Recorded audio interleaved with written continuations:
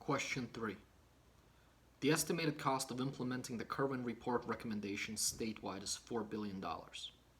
Would the increased taxes that would be required to fund those recommendations and the potential economic impact on the local budgets from COVID-19, are there ways to close the achievement gap without increasing the costs? And how would you prioritize the recommendations? So first, let me start by saying that I agree with some parts of the recommendations, but not with the entire report.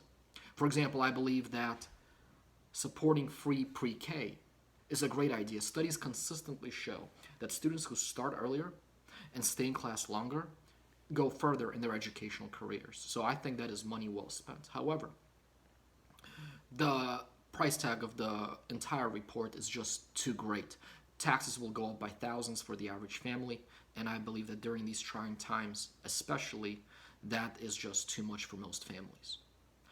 However, there are ways that we can lessen the achievement gap, and I think it starts with addressing the problem. So, when there's very little learning that goes on in schools, which is what's happening now, the parents and the students who can afford it, who have the resources, go to tutoring centers like mine, and we basically supplement their education and make sure that they're getting what they need. But a lot of lower income families who can't afford the cost of tutoring, particularly in many cases immigrant or minority families, they don't have that option. And that's where the achievement gap starts to happen. So the way to fix that is to make sure that our schools are providing a quality education. And unfortunately, the Board of Education has been creating policies that have been watering down the curriculum, the grading system.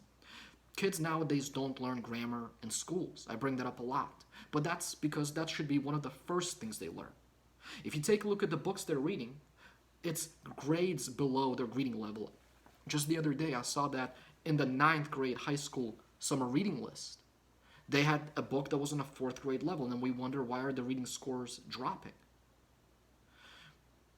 If you take a look at a lot of other things, the classrooms in many schools are out of control because teachers are afraid to send disrupting students out of the classes.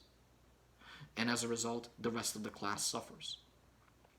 So I think in order to lessen the achievement gap, it has to start with providing a quality education to students in schools. And that can happen if we strengthen the curriculum, make sure that we reinforce classroom behavior, and also make sure that we have a fair grading system that encourages hard work instead of discouraging it.